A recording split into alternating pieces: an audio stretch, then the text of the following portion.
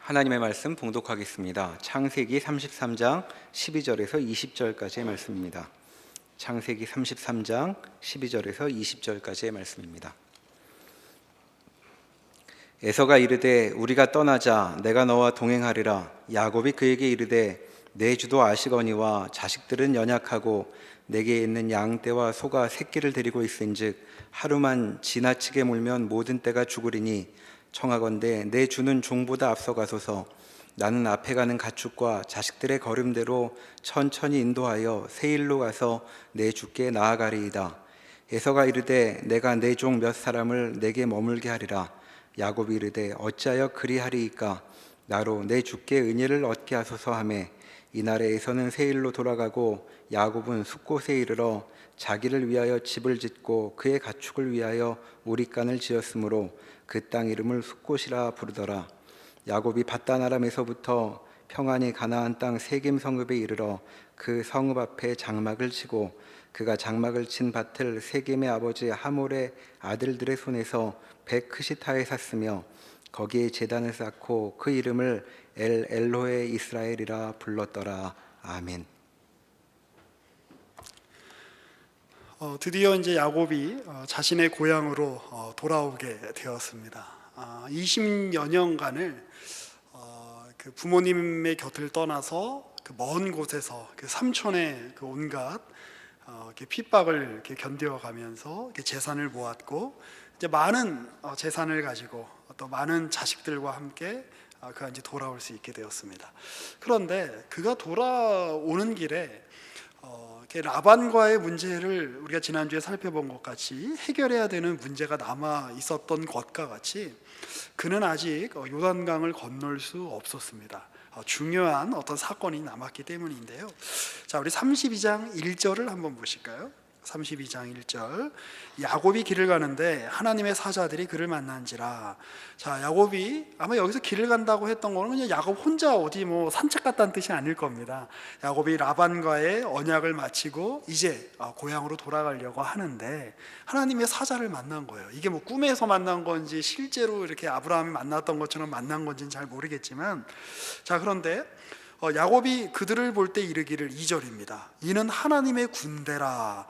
그리고 그 땅 이름을 마하나임이라 라고 이렇게 지었습니다. 그러니까 그 하나님의 사자가 한 명, 뭐 이렇게 두세 명 이렇게 와 있는 게 아니라 마하나임은 히브리어로 두 진이라는 거예요. 그러니까 그 군대가 한 두 진이 이렇게 형성될 정도로 아주 많은 그 군대를 이렇게 뜻하는 건데, 하나님의 사자가, 그러니까 하나님의 군대가 지금 야곱을 딱 이렇게 야곱 앞에 딱 이렇게 서 있는 겁니다. 그러니까 이게 지금 야곱을 위협하기 위한 건지 아니면 야곱을 호위하기 위한 것인지 명확하지가 않습니다. 자, 그런데 이 명확하지 않은 상황이 또 펼쳐집니다. 야곱은 그동안 좀 시간이 걸려서 그렇지, 그리고 좀 어려움이 있어서 그렇지 명확하지 않은 인생을 보낸 사람은 아닙니다. 그렇죠? 자기가 사랑하는 여인을 얻기 위해서 14년 동안 노력 봉사하고 또 자기가 어떤 재산을 얻기 위해서 그 나머지 그 시간들을 그 열심히 그 불리한 조건 속에서도 양떼를 늘리고 가축들을 늘리면서 애써왔던 사람들이죠.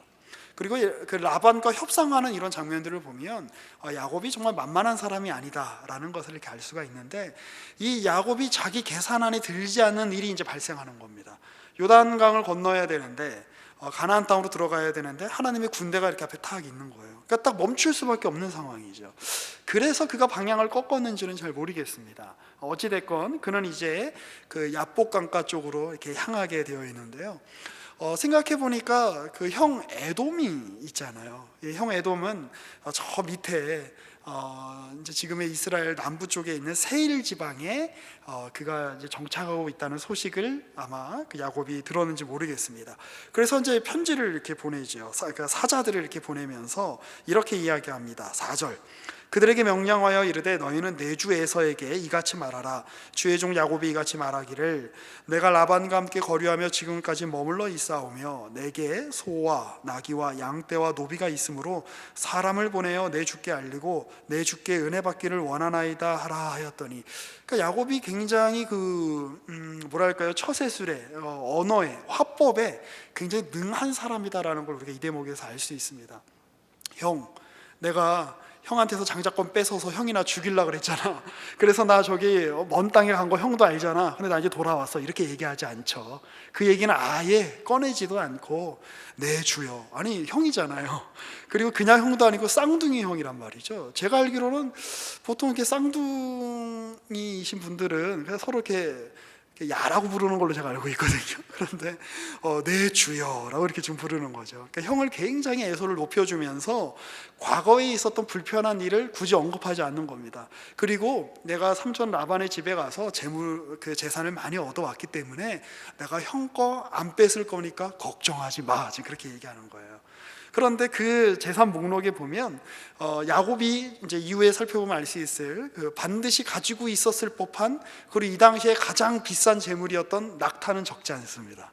그러니까 굉장히 그 야곱은 이렇게 머리를 잘 굴리는 사람인 것처럼 이렇게 이제 보여져요.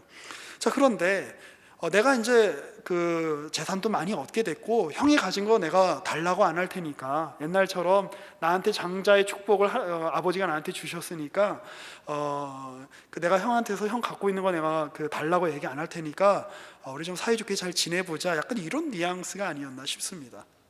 자, 그 얘기를 들은 에서의 반응이 어떻습니까? 되게 모호하죠.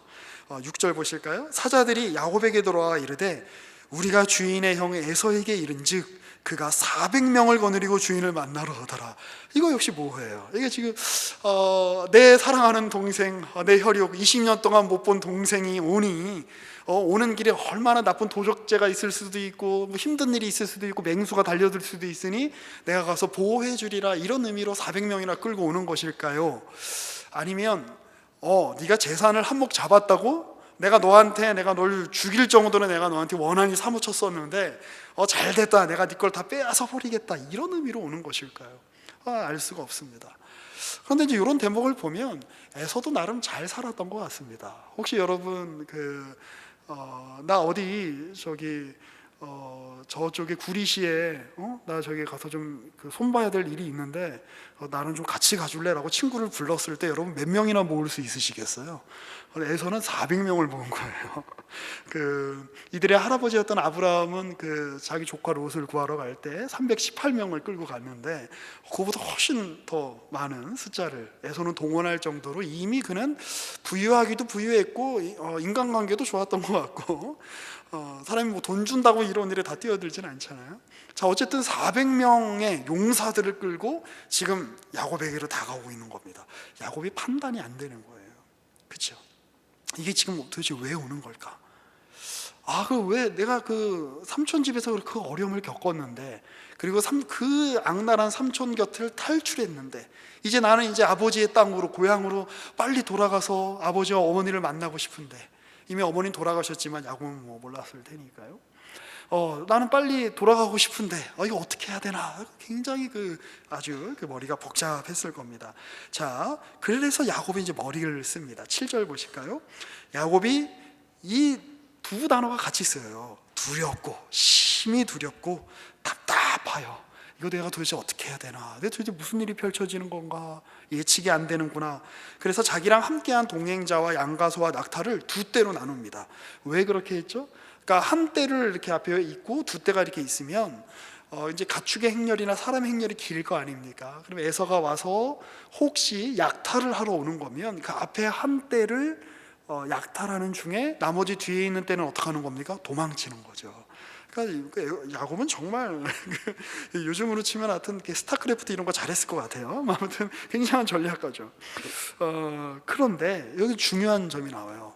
이 창세기에서 이 전까지는 없었던 긴 기도의 목록이 나옵니다.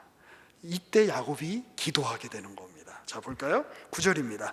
야곱이 또 이르되 자기가 낸 꾀만으로는 해결이 안 되겠다 싶었나 보죠. 내 조부 아브라함의 하나님, 내 아버지 이삭의 하나님 여호와여, 주께서 전에 내게 명하시기를 내 고향 내 족속에게 돌아가라, 내가 내게 은혜를 베풀리라 하셨나이다. 주님, 저 지켜주신다고 하셨잖아요. 약속 지키셔야죠 라고 지금 하나님 앞에 떼쓰는 겁니다. 주님, 나는 주께서 주의 종에게 베푸신 모든 은총과 모든 진실하심을 조금도 감당할 수 없는데 내가 내 지팡이만 가지고 이 요단을 건넜는데 지금은 두 때나 이루었습니다.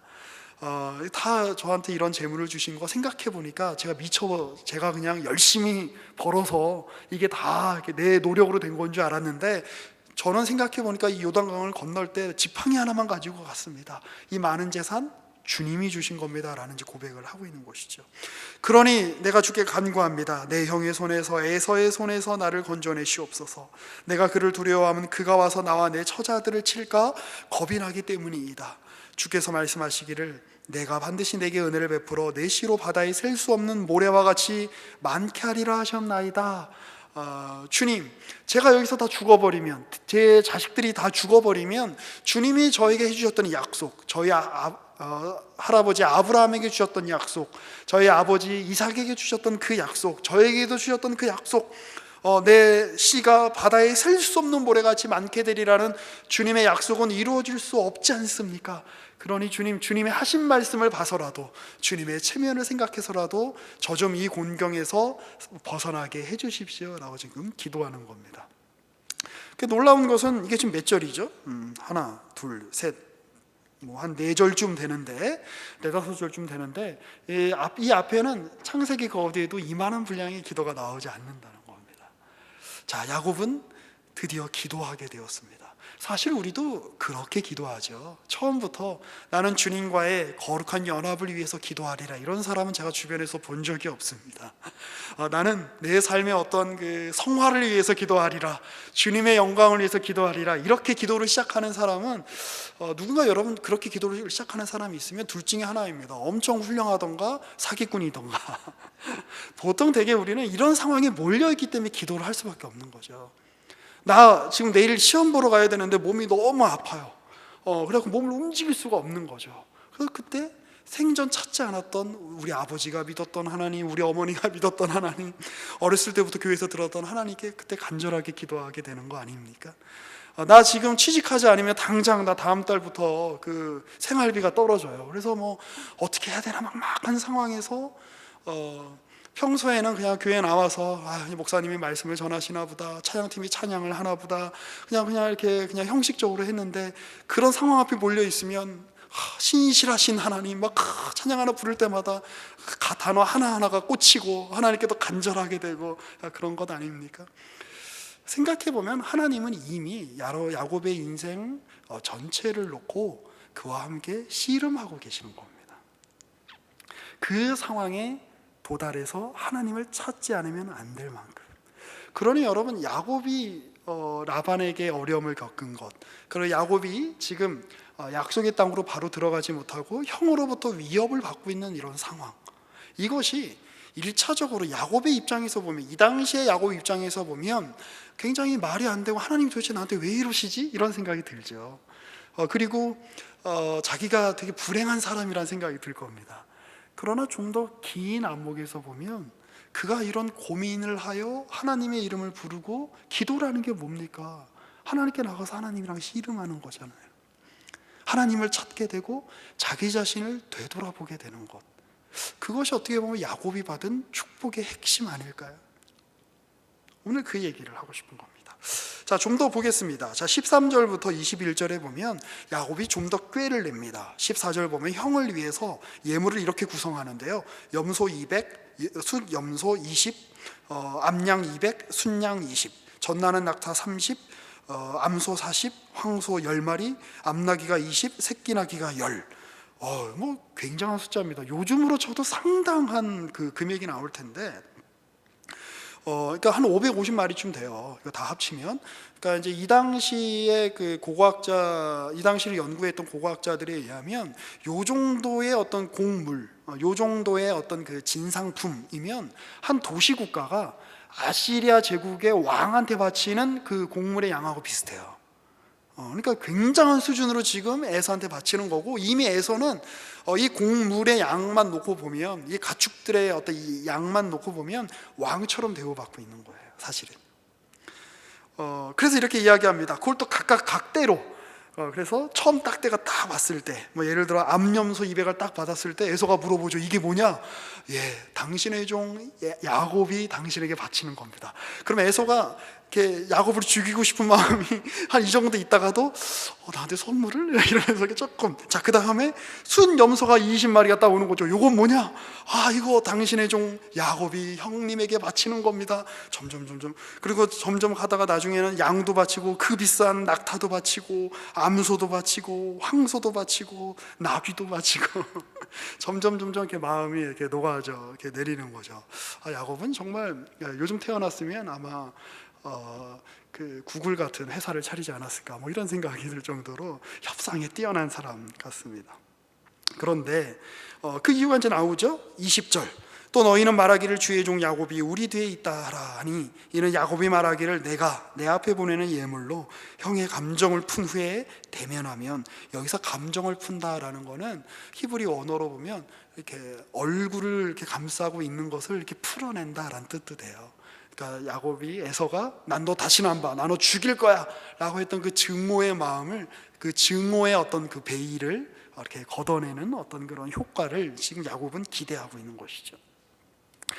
그리고 이제 21절에 보면 그 예물은 그 앞서 보내고 그는 무리 가운데서 밤을 지냅니다. 그리고 22절에 밤에 일어나 두 아내와 두 여종과 11 아들을 인도하여 야복나루를 건너고 그들을 인도하여 시내를 건너가게 하며 그의 소유도 건너가게 합니다. 그런데 야곱은 뭔가 찜찜한 거예요. 자기가 할 수 있는 모든 수단을 다 동원해 봤어요. 자기가 지금 현재 가지고 있는 자원으로 할 수 있는 최선의 전략을 짜서 지금 에서를 맞이할 준비를 한 겁니다. 그런데도 뭔가 자기 마음에 이거 불안한데, 두려운데 왜 이렇게 불안함이 해소가 되지 않지? 왜 이렇게 두려움이 해소가 되지 않지? 그런 좀 굉장히 불안한 상황 가운데에서 이러지도 저러지 못하고 있으면서 자기 홀로 남아있는 상황이었다라고 지금 성경이 기록하고 있죠. 그때 여러분들이 잘 아시는 것처럼 어떤 사람이 와서 야곱과 갑자기 씨름을 합니다. 굉장히 좀 뜬금없죠. 이 대목에서 왜 갑자기 씨름을 하는가? 이분이 과연 누구셨는가? 주짓수 학원 관장님이셨는가? 갑자기 오셔서 왜 갑자기 이렇게 붙들고 야곱을 붙들고 뒤흔드시는가? 근데 야곱도 재밌습니다. 사실 이 당시 야곱 나이가 몇 살이냐는 좀 논란의 여지가 있어요. 그러니까 이제 사실 이제 그 뒤에 요셉이 그 애굽으로 건너가고 다시 요셉 때문에 야곱이 이제 그 애굽으로 간 나이를 이렇게 추적해서 이렇게 살펴보면 이때가 이미 90이 훨씬 넘은 때예요. 그런데 또 앞서 그 에서가 40살쯤 결혼했는데 야곱이 그 부모님의 곁을 떠난 시점이 그 시점이다라고 우리가 계산을 한다면 그래도 야곱은 한 60살쯤 되는 겁니다.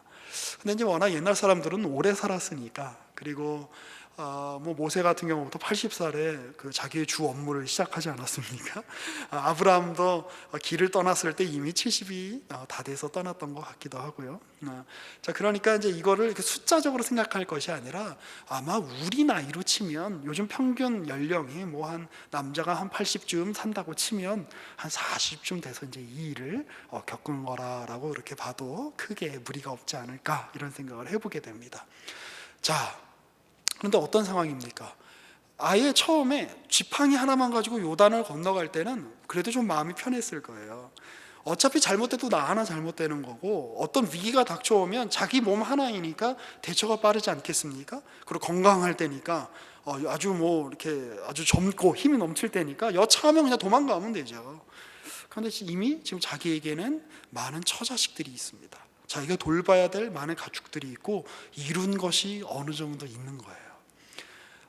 이거 잃어버리면 단지 어떤 내가 사랑하는 사람을 잃었다, 내가 어떤 재물을 잃었다 정도 수준이 아니라 자기 인생이 끝나는 것 같은 아마 경험을 그는 아마 하게 될 것입니다. 그 앞에서 그는 진정한 어떤 인생의 두려움 앞에 직면하게 되는 것이고, 되게 재미있는 거는 그러한 그 두려움이 자기 가족으로부터 또 기인한다는 사실도 이렇게 되게 보면 이게 역설적인 것 같습니다. 자, 어찌됐건 자기를 죽일지도 모른다, 내가 죽을지도 모른다, 나 여기서 뒤로 물러가면 난 끝이다 라고 하는 어떤 그 위기의식에 가득한 상황에서 어떤 사람과 밤새 씨름을 하는 겁니다. 그 사람은 야곱을 굴복시키려고 하고 야곱은 거기에 굴복되지 않으려고 합니다. 자, 새벽이 다가오죠. 그리고 동이 터오려고 하자 그 사람이 나 이제 가야 된다, 놔라, 그렇게 이야기를 합니다. 자, 그러니까 야곱이 이야기하죠. 나한테 축복을 해주지 않으시면 나 저기 절대 놓지 않겠습니다. 그는 이미 그 사람에게 허벅지 관절을 맞아가지고 지금 굉장히 치명상을 입은 상황임에도 불구하고 내가 이 사람을 놓지 않으면, 내가 이 사람에게 무언가 받아내지 않으면 내 인생엔 답이 없다라는 어떤 그런 직감이 있었는지 모르겠습니다. 그 사람이 물어보죠. 너 이름이 뭐냐? 저 야곱입니다. 속이는 자입니다. 발 뒤꿈치를 잡는 자입니다. 그 사람이 이야기하죠. 야, 너 이제 야곱이라고 하지 말아라. 너 이제부터는 이스라엘이라 그래라. 무슨 뜻이냐면 네가 하나님과 사람들과 겨루어 이겼다라는 그런 뜻이다라고 이제 그 사람이 이야기해 줍니다. 자, 그리고 야곱이 또 물어봅니다. 당신의 이름은 무엇입니까? 저한테 이렇게 이름을 물어보시고 저에게 새 이름을 주셨는데 그것은 당신이 저에게 어떤 영향을 끼친다는 이야기처럼 들립니다. 당신에게 제가 특별한 존재가 되었다는 그런 이야기처럼 들립니다. 저도 당신을 저의 특별한 존재로 그렇게 여기고 싶습니다. 당신의 이름이 뭡니까? 이름을 알려주십시오. 그랬더니 그 사람이 너 왜 나한테 이름 물어보냐? 그리고 슉 올라가죠. 사라지죠. 그리고 나중에 그가 깨닫게 되었습니다. 30절 보실까요? 그러므로 야곱이 그곳 이름을 브니엘, 여기서 이제 브니는 이렇게 푸니라는, 이제 좀 더 정확히 말하면 푸니엘이라고 해야 될 텐데 그 히브리어로 얼굴이 파님입니다. 파님. 그러니까 하나님의 얼굴이 푸니엘이에요. 하나님의 얼굴을 내가 여기서 보았다라고 그렇게 그가 깨닫게 되었습니다. 그는 자기가 사람과 씨름한 줄 알았는데 이게 사람인지 천사인지 알 수 없는 존재와 자기가 씨름을 했다고 생각했는데 그가 떠나고 난 다음에 그는 알게 되었죠. 나와 씨름한 분이 하나님이시구나, 내 허벅다리 있는 곳을 친 분이 하나님이시구나 라는 것을 그는 깨닫게 됩니다. 그런 의미에서 보면 왜 동이 트기 전에 알 수 없는 사람이 야곱 곁을 떠나려고 했을까요? 해가 뜨면 무슨 이렇게 12시가 되면 마법이 풀리는 신데렐라처럼 어떤 능력이 약해지기 때문에 그랬을까요? 아니요. 하나님의 얼굴을 보는 자는 어떻게 됩니까? 죽죠. 동이 터오르면 하나님의 얼굴을 볼 수밖에 없겠죠. 문학적으로 이렇게 생각을 해보시면 그 전에 그는 야곱을 죽지 않게 하기 위한 어떻게 보면 하나님의 방법이었을 거라라고도 우리가 이렇게 생각을 해볼 수 있을 것 같습니다. 자, 그리고 동이 터오릅니다. 그리고 야곱이 33장 1절에서 보니까 눈을 들어보니 저 멀리에서 에서가 400명의 장정들을 이끌고 막 옵니다. 아마 굉장히 장관이었겠죠. 다 동이 터오르고 온 세상이 약간 붉게 물들려고 하는데 거기서 400명이 막 먼지를 일으키면서 오고 저 앞에 이제 자기가 보낸 곡물 짐승의 떼들, 그리고 자기가 덜 소중하게 생각하는 그 순서부터 자식들 뭐 레아 그다음에 이제 맨 뒤에 이제 그 요셉하고 라헬 이렇게 다 놓고 있는데 원래 의도는 뭡니까? 앞에서 에서가 저들을 해하면 나는 뒤로 도망가야지 이거잖아요. 근데 야곱이 그걸 이렇게 그들을 해치고 에서 앞으로 당당히 나아갑니다. 그런데 이 야곱의 모습이 여러분 어떻겠습니까? 상상해 보시죠. 밤새 씨름을 했어요. 요즘 우리 목사님들 중에 이제 주짓수 하시는 분들이 이렇게 좀 계시는데 좋은 일이라고 생각합니다. 성경의 창세기에 기록된 유일한 운동이 주짓수거든요. 씨름. 자, 소 목사님 가끔 이제 일주일에 몇 차례씩 가셔서 이렇게 운동하시는데 초반에는 운동하고 오시면 너무 막 힘드시다는 거예요. 막 기력이 너무 딸리고 이렇게, 왜냐면 에너지를 굉장히 많이 써야 되니까. 근데 밤새 이 씨름을 했으니 야곱의 모습이 어떻겠습니까? 다크서클이 거의 배인 데까지 내려오지 않았을까요? 그리고 지금 허벅지 관절을 쳤다 그랬잖아요. 그러니까 쩔룩쩔룩 그랬어요. 그러니까 아니 우리 아버지가 왜 밤새 저렇게 되셨지라고 자식들이 생각했을 겁니다. 몰골이 말이 아닌 거죠. 막 그냥 얼굴은 그냥 피폐해지고 다리는 쩔뚝쩔뚝거리면서 에서 앞에 나아가고, 그냥 나가는 게 아니죠. 자기가 무슨 티벳의 어떤 승려도 아닌데 에서 앞에 7번이나 절을 하는 거예요. 그러니까 에서가 죽이려고 왔어도 죽일 수 있었겠습니까? 불쌍하게 생긴 놈이 와가지고 그냥 쩔뚝쩔뚝거리면서 자기 앞에 서가지고 7번이나 이렇게 절을 하고 네 주여 이렇게 이야기하는데 아마 에서의 마음이 다 풀어지지 않았을까 싶습니다. 자, 그리고 에서가 에서에게 이제 이렇게 그 이야기를 하죠. 5절 한번 볼까요? 에서가 눈을 들어 여인들과 자식들을 보고 묻되 너와 함께한 이들은 누구냐? 야곱이 이르되 하나님이 주의 종에게 은혜로 주신 자식들입니다. 그리고 이제 여종들과 그의 자식들도 와서 이렇게 절하죠. 그리고 7절에 보면 마지막에 요셉과 라헬이 와서 이제 절하죠. 8절에 또 에서가 말하죠. 내가 만난 바 이 모든 때 이 곡물들, 이 짐승들은 도대체 무슨 까닭이냐? 야곱이 이르되 내 주께 은혜를 입으려 합니다. 에서가 야 동생아, 야, 그 에서의 태도가 굉장히 바뀌었죠. 역시 선물은 이렇게 사람의 마음을 바꾸는 것일까요? 동생아, 내가 이미 많은 걸 갖고 있다. 나 400명이나 끌고 왔어. 나 부자야. 나 형 잘 나가. 네가 그렇게 이런 거 안 해줘도 나 괜찮아. 너의 소유는 네가 다 그냥 가져라 라고 이야기하죠. 아니, 옛날에 그 팥죽을 가지고 장자권 싸울 때와 그 장자권의 축복을 놓고 이렇게 티격태격 할 때랑은 너무 다른 모습이죠. 야곱이 10절에서 이렇게 말하죠. 그렇지 않습니다. 내가 형님의 눈앞에서 은혜를 입어 싸우면 청하건대 내 손에서 이 예물을 받으소서. 제발 받아주십시오. 그리고 이제 이 유명한 구절을 이야기하는 거죠. 내가 형님의 얼굴을 배운즉 하나님의 얼굴을 본 것 같으며 형님도 나를 기뻐하심이니이다. 야, 여러분이 이만한 찬사가 어디 있습니까? 내가 형님을 보는데요, 하나님 보는 것 같습니다. 정작 하나님의 얼굴은 전날 보지 못했죠. 그런데 내가 형님을 보니까 하나님 보는 것처럼 제가 마음이 너무 기쁘고, 내가 원래 하나님의 얼굴을 보면 죽어야 되고, 내가 원래 형님의 얼굴을 보면 죽을 존재인데 형님이 저를 환대해 주시니 저는 다시 살아난 존재군요. 이 이중의 뉘앙스가 있는 겁니다. 감사합니다. 이 예물을 꼭 받아주십시오 라고 이제 그렇게 강권하여 에서가 받습니다. 에서가 또 이야기하죠. 우리가 떠나자. 내가 너와 동행하리라. 내가 얼마나 잘 나가는지 너한테 보여줄게. 이 길로 쭉 내려가면 요단을 건너지 않고 요단 동쪽으로 쭉 내려가면 에서가 살던 세일이라는 동네가 나옵니다. 거기까지 내가 너를 지켜줄게. 같이 가자.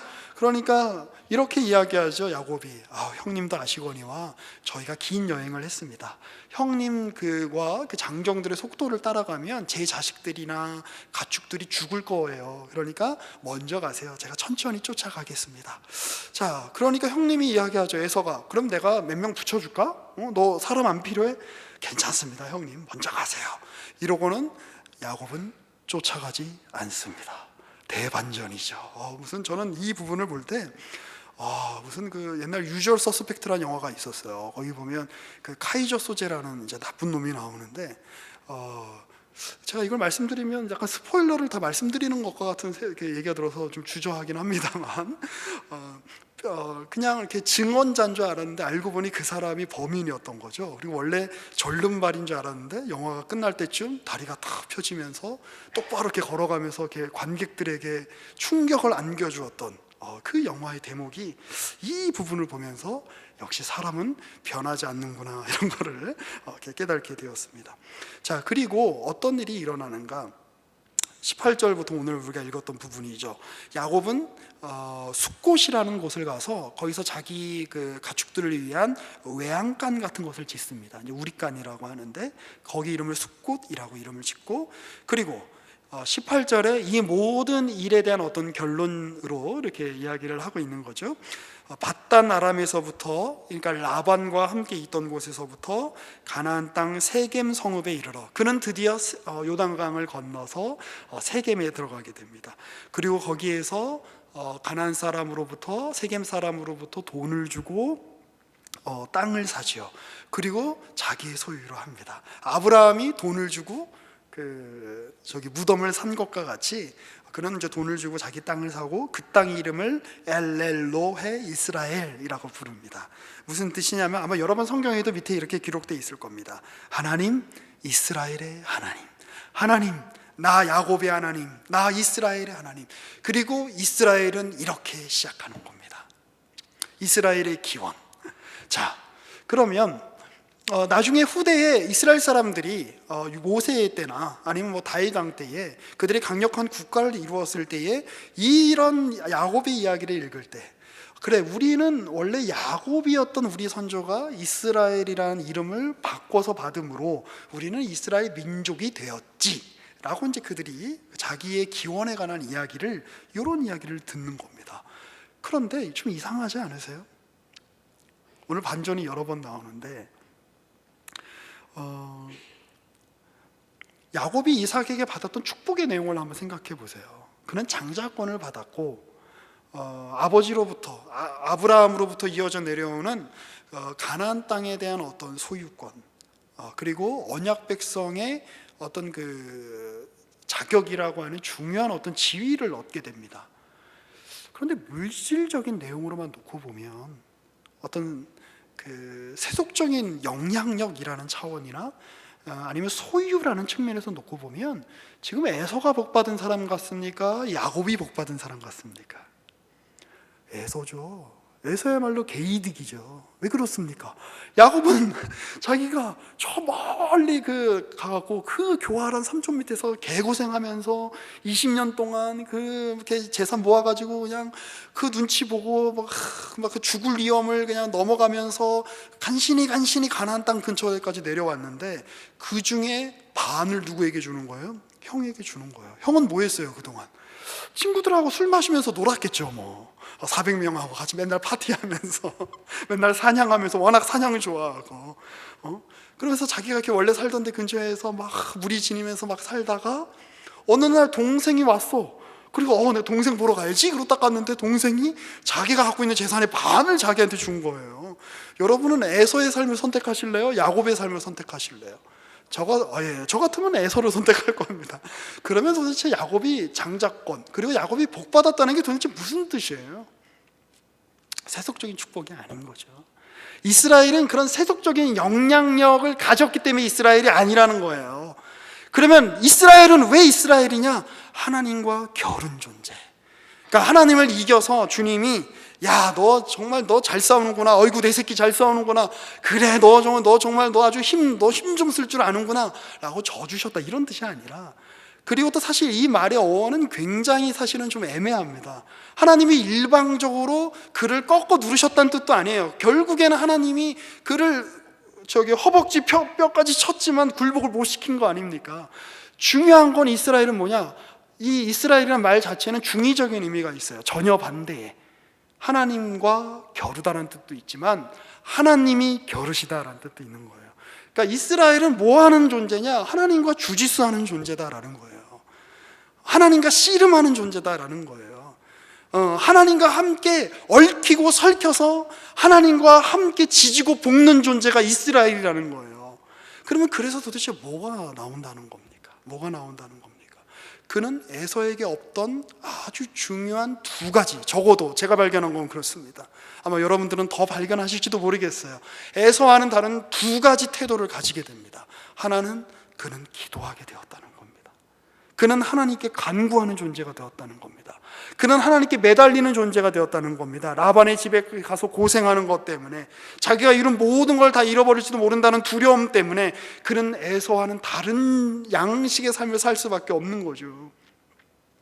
하나님께 간구하고 기도하는 것, 그것이야말로 장자권의 핵심인 겁니다. 축복의 핵심인 거예요. 두 번째는 뭡니까? 어떤 주석가가 이런 이야기를 했습니다. 제가 아까 그런 말씀 드렸죠. 야곱은 바뀐 게 하나도 없는 사람 같다고. 나중에 보면 결국엔 또 형 에서를 한 번 더 속이잖아요. 그러니까 에서는 끝까지 형한테 속는 거예요. 에서는 끝까지 동생한테 속는 거예요. 자, 그런데 내가 쫓아갈게요. 그리고 안 쫓아갔으니까. 사람의 본질은 쉽게 바뀌지 않는다. 어떤 주석가가 그런 얘기를 했어요. 그러나 야곱의 본질이 바뀐 것 같진 않다. 그러나 그가 어떤 맥락에 처해 있는가, 그가 어떤 상황에 처해 있는가, 그가 자신의 본성을 어떻게 사용하게 되었는가에 대해서는 분명한 변화가 생겼다. 야복강 이후로 그런 이야기를 합니다. 사람이 크게 변하지 않아요. 저는 어려서도 욱했는데 요즘도 욱해요. 저는 어려서부터 계산적이었던 제 여동생은 지금도 엄청 계산적이에요. 그 사람의 성격이나 취향이나 성향이 쉽게 바뀌지 않습니다. 그런데 이 사람의 성향과 본질이 누구와 연결되어 있고 누구와 만나느냐에 따라서 그것이 멋진 열매를 맺기도 하고 그것이 아주 파국을 맞기도 하고 그런 거 아닙니까? 내가 갖고 있는 능력도 중요하고 내 성향도 중요하고 내가 잘하는 것도 중요하지만 내가 어떤 시대, 어떤 사람, 어떤 상황을 만나느냐가 훨씬 중요한 거 아니에요? 제가 오늘 그 점심에 이영무 목사님, 할렐루야 축구단 그 감독하시는 단장하셨던 이영무 목사님이랑 같이 이제 밥을 먹었는데 물어봤어요. 아니 도대체 중국 축구는 왜 그렇게 안 되는 겁니까? 히딩크가 가도 안 되고 리피가 가도 안 되고 도대체 왜 그런 겁니까? 그리고 박항서 감독님은 왜 이렇게 잘하시는 겁니까? 그 목사님의 그 대답의 핵심은 이거였습니다. 박항서 감독님은 너무나 훌륭한 감독님인 동시에 좋은 선수들을 만났다는 거예요. 좋은 어떤 그 시대를.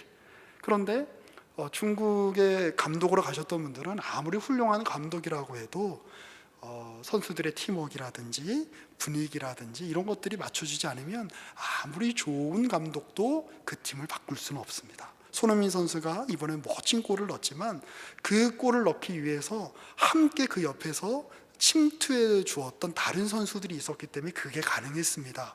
이렇게 말씀을 해주시는데 제가 좀 약간 다르게 보이더라고요, 삶이. 그런 거 아닙니까? 야곱이 전에는 자기가 만들어낼 수 있고 그냥 자기가 경험할 수 있고 자기 손 안에 있는 세계가 전부였던 거예요. 그런데 그는 이제 이스라엘이라는 이름을 말미암아 하나님과 함께 그가 가지고 있는 기질, 그가 가지고 있는 본성, 그가 가지고 있는 특성들이 망하는 길로 가는 것이 아니라 하나님께서 그에게 복을 주셔서 이제 야곱과 에서가 그러했던 것처럼, 가인과 아벨이 그러했던 것처럼, 이삭과 이스마엘이 애매한 관계였던 것과 같이 그 야곱의 12자식들도 애매합니다. 그리고 이제 우리가 위에 살펴보면 이게 과연 축복을 받은 자의 삶인가 싶을 정도의 콩가루 집안 이야기는 계속됩니다.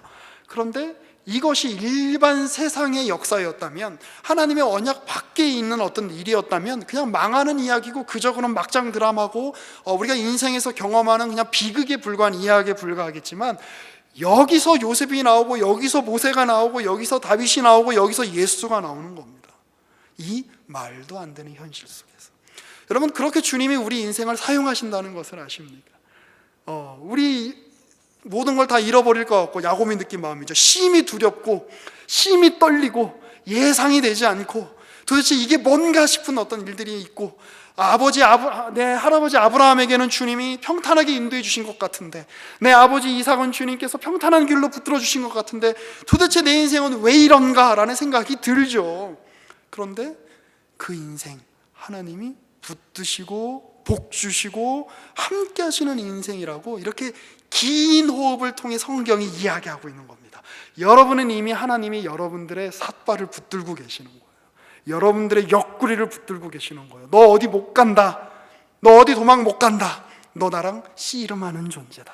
이게요, 공시적으로 보면, 이거를 이렇게 평면적으로 이렇게 보면, 통시적으로 먼저 볼까요? 시간적으로 놓고 보면 이 야곱의 삶인 거예요.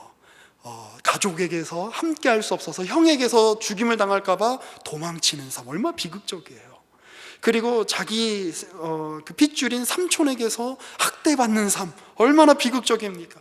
어떻게든 자기 삶을 꾸려가지고 재산 챙겨가지고 그리고 이제 고향으로 돌아오려고 하는데 형이 또 와서 그 모든 거를 다 이렇게 없던 걸로 만들어 버릴 것 같은 그런 위기 앞에 놓인 삶, 그게 인생이에요. 그리고 밤새 고민하며 잠도 자지 못하고 어떤 씨름하는 것과 같은 어떤 고통 속에서 그런 어떤 하루하루를 보내야만 되는 그런 삶.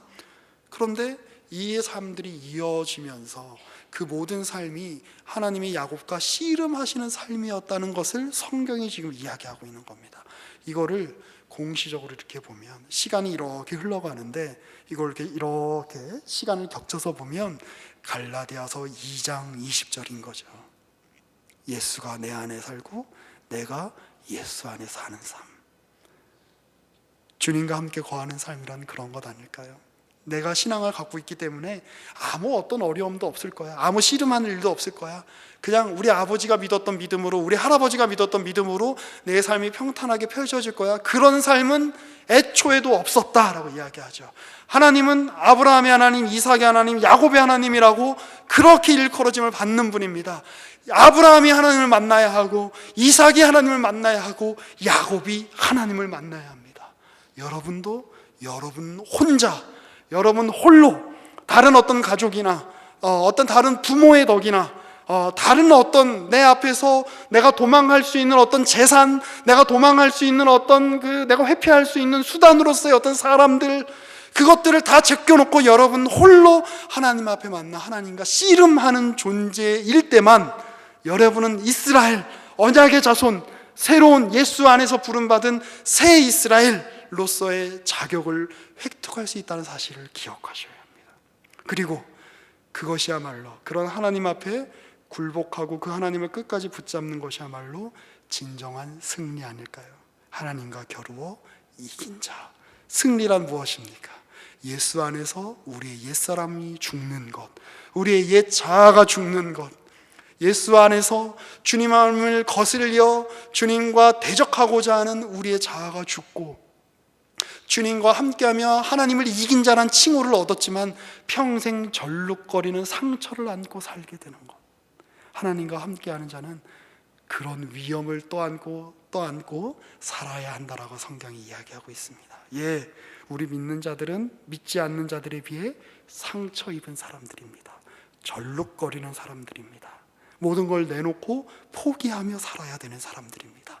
그래서 하나님이 거기에 약할 때 강함 되시고 죽음에서 승리와 부활을 이끌어내시는 놀라운 십자가의 그 역설의 은혜를 담아내시는, 그 인생에 담아내시는 그 삶이 저의 삶이고 여러분의 삶이고 우리 모두의 삶이고 새로운 이스라엘로서 주님이 우리를 이끄시는 삶이라는 것을 기억하시는 이 말씀 되시기를 주님의 이름으로 권면하고 축복합니다. 기도하겠습니다.